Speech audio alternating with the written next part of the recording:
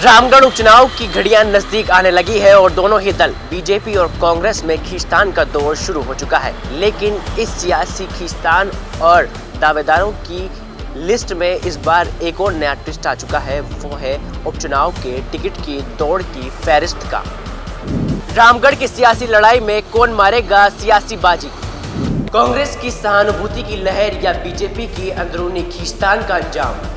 राजस्थान के अंदर 7 विधानसभा सीटों पर उपचुनाव होना है, जिसमें एक हॉट सीट मानी जा रही है, वो है रामगढ़ की सीट, जहां कांग्रेस अपने दिवंगत नेता जुबेर खान की सहानुभूति की लहर पर सवार है, तो वहीं बीजेपी में हालात कुछ ही और बयां कर रहे हैं।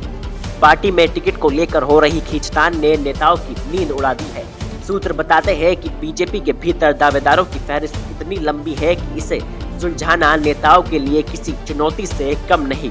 भाजपा के प्रदेश अध्यक्ष मदन राठौड़ और भाजपा प्रदेश प्रभारी राधा मोहन दास अग्रवाल रामगढ़ का दौरा कर चुके हैं, लेकिन पार्टी के भीतर टिकट की लड़ाई से नेताओं का सिर दर्द बढ़ा हुआ है। रामगढ़ वो सीट है जहां बीजेपी को पिछले 2 चुनावों में हार का सामना करना पड़ रहा है और इस बार भी पार्टी हर हाल में इस सीट को जीतना चाहती है।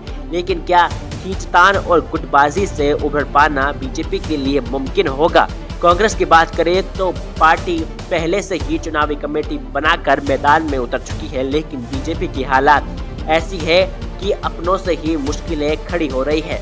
पिछले चुनाव में टिकट की लड़ाई की वजह से ही बागी उम्मीदवार ने पार्टी को भारी नुकसान पहुंचाया था और बीजेपी तीसरे स्थान पर खिसक गई थी। अब सवाल है कि क्या बीजेपी रामगढ़ की हार की पुरानी यादों से उभर पाएगी या फिर इस बार भी खींचतान ही उसका खेल बिगाड़ देगी? क्या पार्टी इस बार भी नए चेहरे पर दांव लगाएगी या फिर पुराने ही दावेदारों में से किसी को मौका मिलेगा?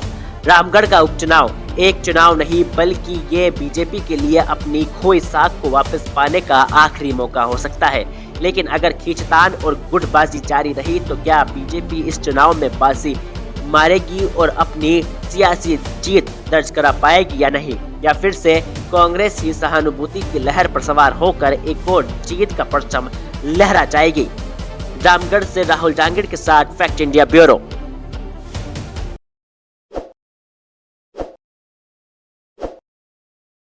ताज़ा खबरों के लिए विजिट करें द फैक्ट इंडिया की वेबसाइट और डाउनलोड करें द फैक्ट इंडिया ऐप।